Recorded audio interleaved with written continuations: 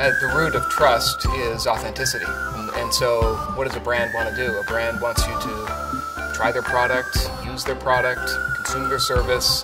So why not be authentic about that? Don't try and hide that in content. But it can pair very well with content. I think we saw last night from Not Impossible Labs demonstrate a very elegant example of how two worlds can live together. Authenticity about what they're trying to achieve and an opportunity for a brand. So I think ultimately it comes down to, don't insult the user, don't insult the consumer of the content.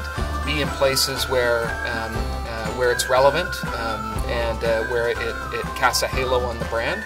But also don't shy away from the fact that you've got a killer product or service and you'd love for them to try it. And I think today's audiences respond better to that level of authenticity and a good value equation in terms of the content they're receiving than trying to mask it as something it isn't. There are differences between generations in how consumers think about brand loyalty and brand affinity. And today's audiences and today's consumers, they want the brand to stand for something that they believe themselves. And so that's a great opportunity for marketers, but also a big risk, because the brand actually has to stand and live by those values. It can't just pay lip service. So that's the opportunity and risk today for marketers.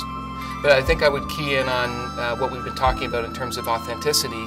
The key for a marketer is to understand, okay, what are the risks that I might be taking in programmatic, and how do I protect myself against those risks? Risks like fraud, risks like non-human traffic, brand safety. And that's an area where marketers and media companies all have to bring their game up because you don't want the tool that you're using to execute efficiently wind up hurting your authenticity as you're reaching audiences. My personal mantra in a tweet: friends come and go, enemies accumulate.